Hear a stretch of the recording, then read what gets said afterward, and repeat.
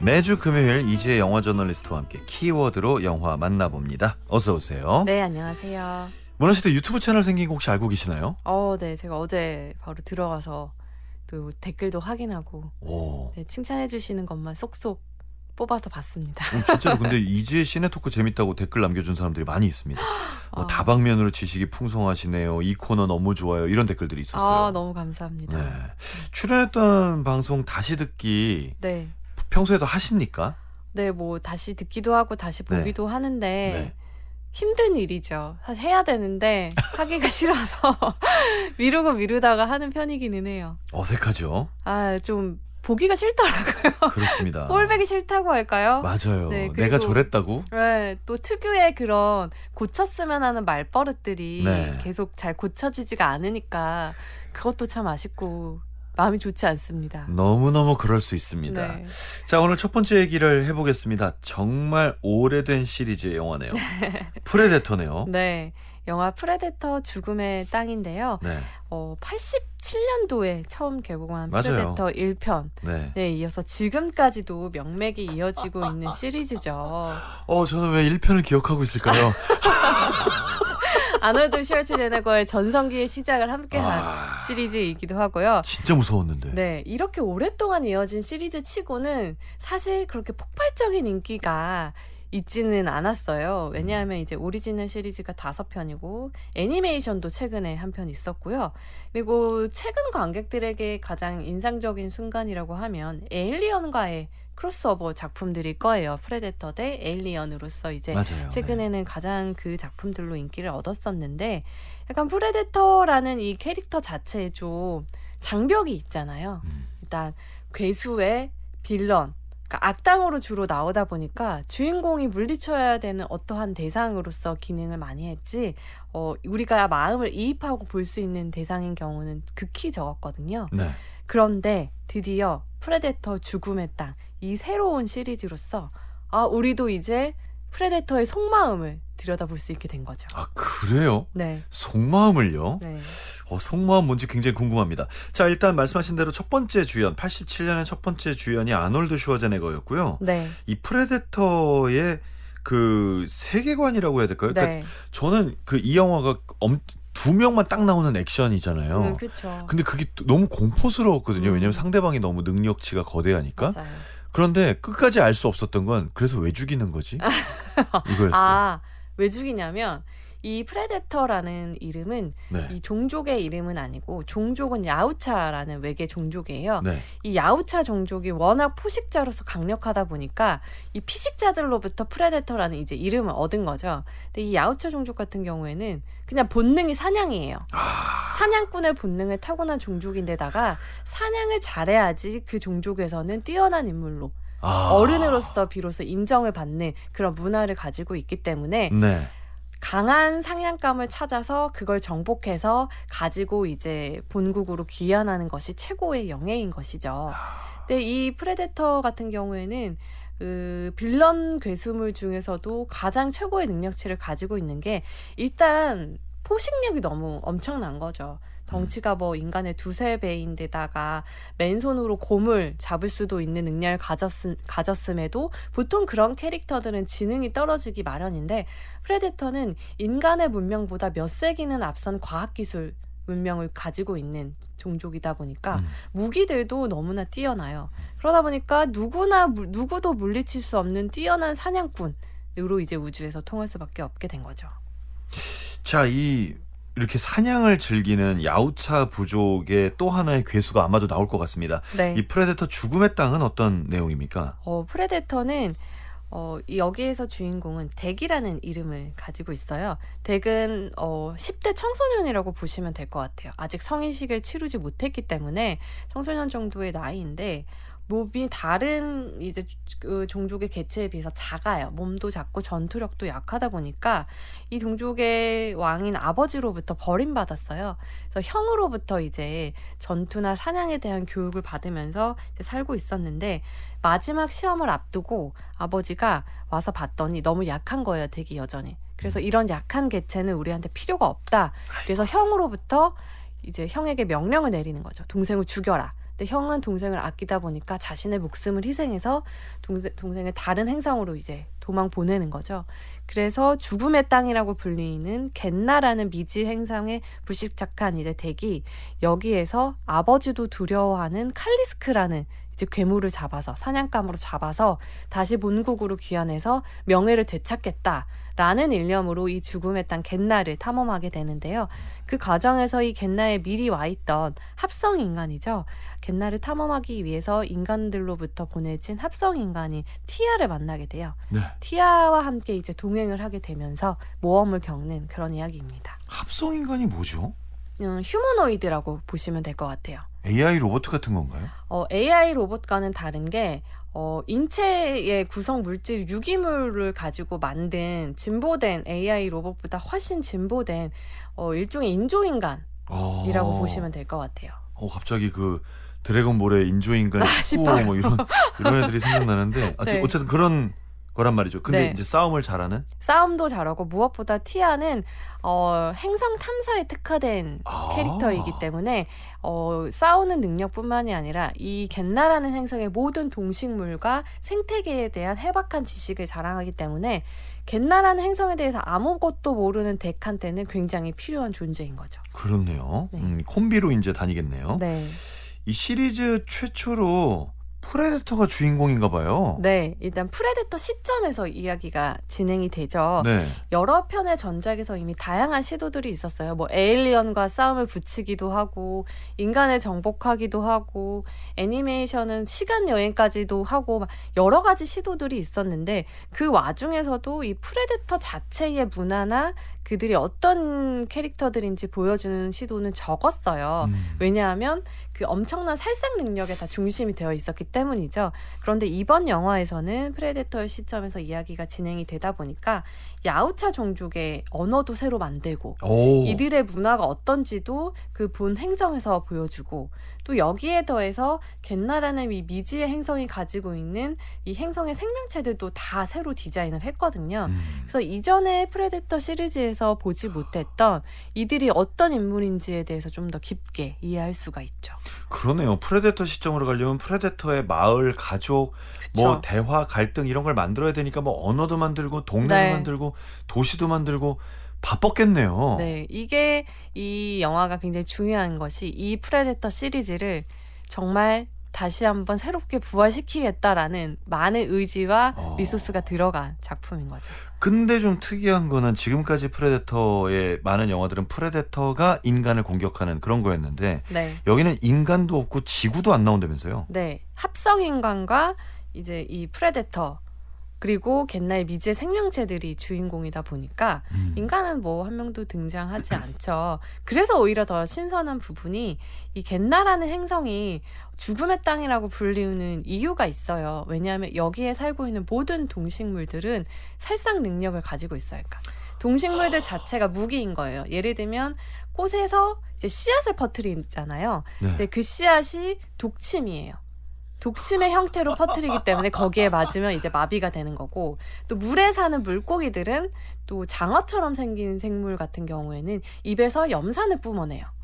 그러다 보니까 이것도 엄청난 무기가 되는 거죠. 그래서 이들 생명체에 대한 지식이 없으면 단 3초도 살아남을 수가 없는 그런 위험한 땅이다 보니까 이런 생명체들이 즐비한 행성을 보는 즐거움도 각별합니다. 하나하나가 전부 그냥 지뢰밭이네요. 맞네요. 지뢰밭이라는 표현이 딱이네요. 아니, 근데 갑자기 궁금한 게 있는데 네. 이것도 이제 없는 행성을 만들어낸 거잖아요. 그렇죠. 어디서 찍었대요? 어디서 찍으면 이렇게 없는 행성 느낌이 난대요? 보통은 이제 스튜디오에서 많이 찍고요. 그런 거예요? 아니면 뉴질랜드 같은 좀 네. 대자연이 있는 곳에서 찍는데 거의 다 이제 컴퓨터 그래픽이라고 생각하시면 요새는 될 것 그렇군요. 같아요. 네. 옛날 스타워즈 때는 막 어디 사막 찾아가고 그랬던 그쵸. 것 같은데 이제는 뭐 사막에 굳이 갈 필요가 없죠. 다 만들어냅니까? 다 만들어낼 수 있으니까요. 배우들만 더 힘들어졌네요. 보이지도 않는데 연기를 해야 되니 아이고야. 이 엘 페닝이 연기한 티아, 네. 휴머노이드는 어떤 존재입니까? 네. 이 시기는 이제 지구에 정부가 없다라고 보시면 되는 상태예요. 정부보다는 초거대 몇 기업, 한 5개 정도 되는 초거대 기업이 지구라는 행성을 다스리면서 다른 이제 우주의 행성들까지 정복하기 위해서 나서는 그런 시기인데요. 그 중심에 거대 기업인 웨이랜드 유타니가 있죠. 유타니라는 이름 좀 익숙하지 않으세요? 아니요. 이 웨이랜드 유타니는 아마 SF 영화를 좀 보셨던 분들에게는 굉장히 익숙한 이름일 텐데요. 네. 에일리언 시리즈에서 이제 악의 축으로 등장하는 기업이에요. 오, 네네네네. 이 유타니 같은 경우에는 가공할 만한 우주의 생명체들을 연구를 해서 이걸 무기화해서 그것으로부터 이제 자본을 창출해 내려는 그런 기업인데 여기에서 노리는 것이 에일리언인 거죠. 에일리언이라는 엄청난 이 무기를 가만히 둘 수 없어서 인간들도 보내고 합성 인간들도 보내면서 수많은 목숨을 희생시킨 그런 악덕 기업인데요. 여기에서도 웨이랜드 유타니가 중심에 있어요. 티아와 같은 이 합성 인간들을 행성으로 보낸 이유가 바로 에일리언과 같은 그런 무기를 찾아내기 위함인데요. 이 웨이랜드 유타니에서 만든 합성 인간 티아 같은 경우에는 처음에 이제 행성 탐험으로 왔을 때 이 칼리스크한테 그 대기 잡으려는 사냥감인 칼리스크에게 이제 공격을 받아서 하반신을 잃어버려요. 그러니까 걸을 수가 없는 거죠, 제대로. 네. 그래서 이제 덱한테 제의를 하는 거죠. 덱이라는 야우차 종족의 특성도 티아는 잘 알고 있기 때문에 너가 사냥을 하냐면 내가 필요하다. 나를 내 다리가 있는 곳까지 인도하면 너의 사냥을 내가 도와주겠다라고 이제 거래를 한 거죠. 그래서 덱 같은 경우에는 그 전리품을 얻기 위해서 티아를 도구로 이용을 하는 거죠. 그러니까 칼리스크한테 당했으니까 칼리스크에 대해서 나는 많이 알고 있다라고 네. 얘기를 하겠군요. 그렇죠. 그러면 덱은 아버지한테 버려진 거고 네. 티아는 신체가 일부가 없는 거고 네. 이 둘 다 결핍이 있는 상태로 만나게 되는데 그렇죠. 여기서 뭔가 서사가 좀 있겠네요. 그러면 굉장히 훌륭한 청소년 성장 영화예요. 아하. 이 영화 같은 경우는. 왜냐하면 덱이 청소년이기 때문이죠. 티아와 덱 같은 경우에는 티아는 MBTI로 따지면 F 성향이라고 볼 수 있어요. 네. 감수성이 합성 인간임에도 불구하고 굉장히 풍부해요. 왜냐하면 애초에 프로그래밍이 될 때 감수성을 많이 집어넣은 합성 인간이에요. 왜 행성을 탐사하는데 그게 필요했나요? 그게 굉장히 중요했죠. 그래요? 이 설계자가 행성의 생명체들을 이해하고 그들을 포섭하려면 감수성이 있어야 된다라고 판단을 한 거죠. 아, 그들을 포섭하려면. 네, 그래서 이 감수성이라는 키워드를 넣었고 네. 덱 같은 경우에는 이 야우차 종족은 감수성을 나약함의 상징이라고 생각을 해요. 네. 감성이나 동정심 이런 것들은 약하기 때문에 생기는 거고 정말로 강한 자들은 그런 것들이 필요 없다라고 생각해서 감정을 아예 배척하는 종족에서 자랐어요. 그러니까 덱은 이제 MBTI로 치면 T인 거죠. 그러니까 완전히 상극인 두 사람이 서로에게 점점 마음을 열고 익숙해지는 과정이 바로 모험과 함께하게 되는데요. 이 야우차 종족은 사냥에도 여러 방법이 있잖아요. 사자 무리들처럼 이제 협력을 해서 사냥감을 잡는 방법이 있는데 야우차는 오로지 개인의 능력으로 혼자서 사냥하는 것을 가장 높게 쳐주거든요.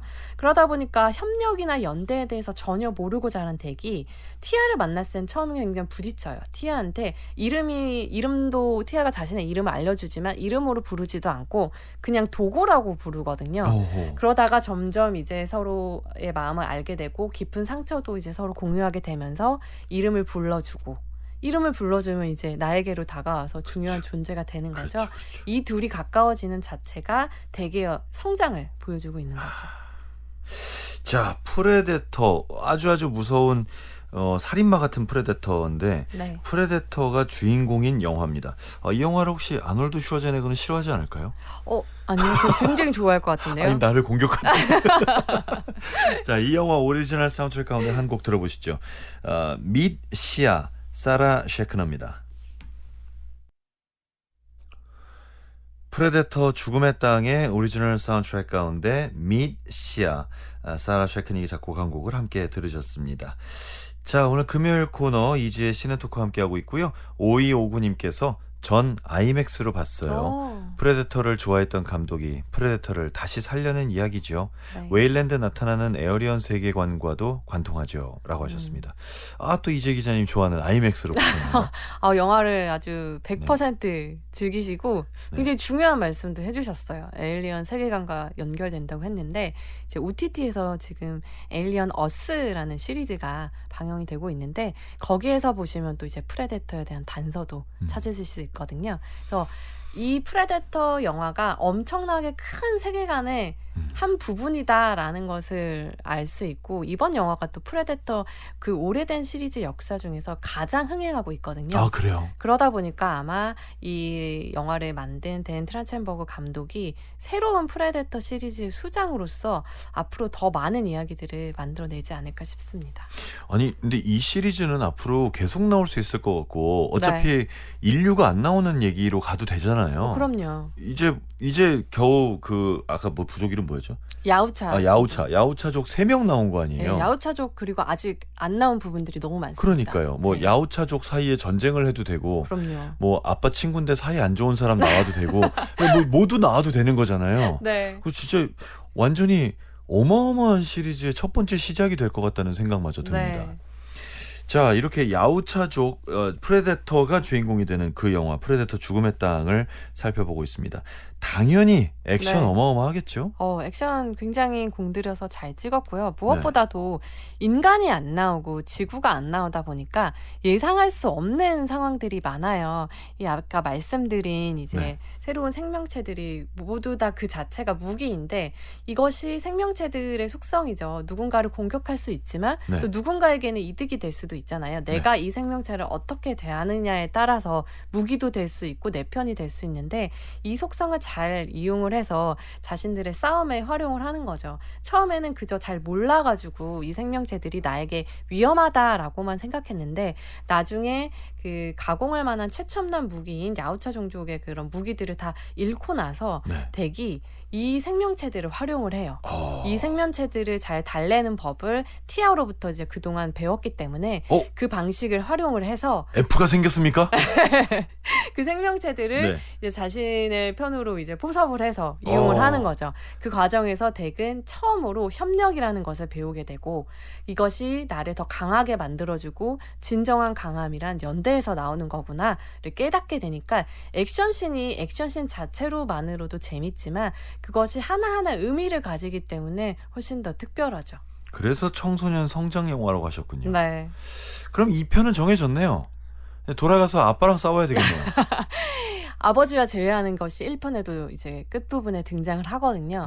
그래서 이제 아버지를 뛰어넘는 진정한 강한 전사로 거듭나는 덱이 이제 우주로 유랑하는 이야기가 아마 그 다음 이야기로 나오지 않을까 싶습니다. 가장 인상적이었던 장면 혹시 있으십니까? 이 영화는 함께 한다라는 것의 가치를 계속 상기시키거든요.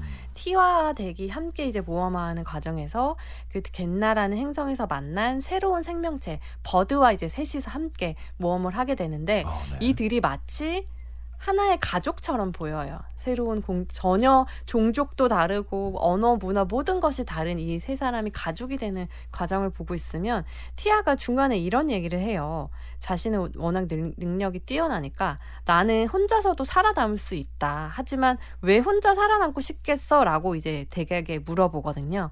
그러니까 혼자 산다라는 것도 물론 충분히 의미가 있고 능력을 가진 사람에게는 의미가 있지만 같이 산다라는 것의 가치를 우리가 조금씩 잊어가고 있을 때쯤 전혀 예상치 못한 방식으로 그 가치에 대해서 얘기를 해주거든요. 이런 액션 SF물에서 잘 시도하지 않는 메시지라서 훨씬 더 신선하게 다가왔던 것 같아요. 이전 시리즈를 안 본 사람도 재밌게 볼 수 있을 것 같은데요. 네, 물론이죠. 오히려 안 보신 분들이 어떠한 편견 없이 이 시리즈를 더 즐기실 수 있지 않을까 싶어요. 왜냐하면 프레데터라는 이 캐릭터 자체가 너무 좀 끔찍한 캐릭터로 각인이 되어 있잖아요. 무섭고. 그런데 그런 편견 없이 마음을 열고 보시면 훨씬 더 이야기를 잘 즐기실 수 있을 겁니다. 좋습니다. 전체적인 평을 해주신다면요? 이 영화는 서사 구조는 굉장히 전통적인 영웅 서사 구조예요. 그러니까요. 고향을 떠나서 모험을 하고 다시 귀환한다. 근데 이 전통적인 서사 안에 새로운 메시지를 굉장히 영리하게 잘 넣었어요. 처음에 덱과 티아는 각자 무언가가 부족한 상태에서 만나는데 처음에 보면 되게 그 프레데터 외형이 정말 무서워요. 좀 험상궂고 음. 솔직히 말하면 저렇게 못생긴 인물한테 내가 마음을 열 수 있을까? 라면서 한 10분을 지켜봤거든요. 그런데 어느 순간 이 덱이 얼굴이 친근하게 느껴지고 덱의 눈이 측은하게 느껴지는 순간이 그래요? 나에게 다가와요. 네. 내가 비로소 프레데터라는 이 캐릭터에게 마음을 열고 이전에 내가 몰랐던 프레데터를 드디어 만났구나라는 굉장히 신기한 체험을 하게 되거든요. 성장 드라마로서도 또 가족 드라마로서도 액션 SF물로서도 신선한 시도들을 많이 하고 있기 때문에 저는 저가 느꼈던 그 신기한 체험을 관객분들도 한번 느껴보시면 어떨까 싶습니다. 이 배우는 좀 억울하겠는데요. 계속 저렇게 가면도구를 쓰고 있으려면. 이 배우 같은 경우에는 상당히 억울할 수밖에 없는 게 얼굴 안 나오죠, 끝까지. 네, 뉴질랜드 출신의 디미트리우스 슈슈터 콜로 아마탕기라는 네. 굉장히 이름이 엄청 기네요. 네, 제가 아피차풍 위라세타군 이후에 최고의 위기 상황이었는데 방금 하지만 눈은 본인의 눈이거든요. 음흠. 덱이 눈으로 이야기하는 순간들이 굉장히 많아요. 그래서 눈을 잘 이렇게 유심히 보시다 보면 이 배우가 가지고 있는 역량이라는 것을 느끼실 수 있을 겁니다. 좋습니다. 아마도 처음으로 프레데터를 응원하면서 이 영화를 보게 되지 않을까 싶습니다. 음. 두 번째 영화는 뭡니까? 네, 두 번째 영화는 프레데터 죽음의 땅을 얘기할 때 빼놓을 수 없는 영화인데요. 영화 프레이예요. 음흠. 이 프레데터 시리즈의 5번째이고 프레데터 죽음의 땅을 연출한 드라첸버그 감독의 전작이기도 하거든요. 네. 이 영화는 국내에서는 극장 개봉하지 않고 OTT에서만 공개됐는데 프레데터 죽음의 땅과도 연결되는 부분이 있고 이 댄 드라첸버그 감독의 작품 세계를 굉장히 잘 보여주는 동시에 이번 영화도 연결이 되거든요. 네. 그래서 한번 보시면 좋을 것 같고 이번 영화가 프레데터 시리즈 최초로 프레데터의 시점에서 진행이 된다면 이 프레이 같은 경우에는 이 시리즈 최초로 여성인 주인공이 이야기를 이끌어 가고 오. 있습니다. 네, 여성 주인공이요. 네. 이 죽음의 땅은 사실 그 전 시리즈에 비해서 굉장히 다른 거잖아요. 네. 프레이도 그렇습니까? 네. 왜냐하면 이 댄 트라첸버거 감독이 이 프레데터 시리즈를 맡으면서 새로운 생명력을 부여한 것이 이제 프레이에서 굉장히 처음으로 빛을 발했거든요. 네네. 프레이가 말 그대로 사냥감이라는 뜻이잖아요. 이 프레데터라는 포식자의 관점에서 영화가 진행되던 것을 깨고 이 피식자의 관점에서 이 영화를 새로 다시 보게 된 거죠. 그리고 이 피식자가 언제까지나 사냥감으로만 머물러 있지 않다라는 것을 이 어린 소녀가 사냥꾼으로 거듭나는 과정을 통해서 네. 보여줍니다. 줄거리도 좀 소개해 주시죠. 네, 1700년대 오. 북아메리카가 그게 배경이에요. 그래서 코만치 부족의 나루라는 소녀가 주인공인데요. 이 나루는 오빠처럼 이제 또 족장처럼 그 사냥꾼이 되고 싶어요. 그리고 사냥에 뛰어난 능력도 있어요. 그런데 여자이기 때문에 아무도 얘가 전사가 되겠다라는 꿈을 인정해 주지 않아요. 그냥 약초나 캐고 사람들을 고쳐주는 건 하지 왜 그런 걸 하냐 이러면서 가족들에게 배척을 받는데요. 오빠만이 이제 유일하게 그 꿈을 이제 응원해 주죠. 그러다가 모두가 저건 사자일 것이라고 예상한 강력한 포식자가 나타나는데 이 포식자가 사자보다 훨씬 더 강력한 미지의 존재라는 것을 나루 혼자만 이제 파악을 하게 되는 거죠. 네. 그래서 혼자서 부족을 지키기 위해서 이제 싸우러 나가는 그런 이야기입니다. 여기서 이제 부족원 누구도 그 이상한 놈이 나타났다는 걸 모르는데 네. 혼자 알고. 혼자 외로운 싸움을 벌이고 자신의 말을 아무도 믿어주지 않지만 본인의 기지를 발휘해서 이 프레데터를 물리치는 그런 이야기입니다. 배경이 1700년대면은 아주 대자연이 나오겠네요. 실제로 이제 캐나다 캘거리 지역에서 촬영을 했는데요. 네. 그 대평원이 이 배경이다 보니까 대평원의 아름다움을 굉장히 잘 담아냈고 무엇보다도 이 원시적인 형태의 사냥을 굉장히 잘 보여주고 있거든요. 코만치 부족을 통해서 그게 지금의 최첨단 무기를 쓰는 것보다 훨씬 더 잔인하고 무섭게 맞아요. 여겨진다라는 네. 측면에서도 신선한 재미가 있습니다. 열병기 싸움보다는 냉병기 싸움이 훨씬 잔인하죠. 네. 사실 손의 연장인 거잖아요. 그쵸. 그러니까 굉장히 잔인하고 네. 살해하는 행위를 네. 한 사람들이 갖게 되는 정신적인 데미지도 음. 훨씬 크다 그러더라고요. 네. 이 프레이라는 영화에서 가장 인상적이었던 장면이 있습니까? 네. 이 죽음의 땅과도 연결되는 지점이 나루의 가장 큰 조력자이자 파트너는 본인이 키우는 강아지예요. 굉장히 영리한 들개가 이 나루의 사냥을 잘 도와주는데 그게 마치 티아와 덱의 그런 관계처럼도 보이고요. 네. 저는 가장 인상적이었던 것이 물론 프레데터와의 대립 액션도 인상적이었지만 결국 나루가 천신만고 끝에 사냥꾼으로 거듭나면서 프레데터를 물리치지만 더 큰 적이 기다리고 있잖아요. 네. 이 아메리카 대륙에 당도한 프랑스인 사냥꾼들로 묘사가 되는데 이 원주민을 결국 학살하러 몰려오는 이 서구 문명이 또 영화를 보다 보면 더 큰 공포로 다가오기도 합니다. 알겠습니다. 자, 오늘 두 영화 살펴봤습니다. 댄 트란체버그 감독의 프레데터 죽음의 땅, 그리고 같은 감독이 연출한 프레이, 이렇게 만나봤습니다.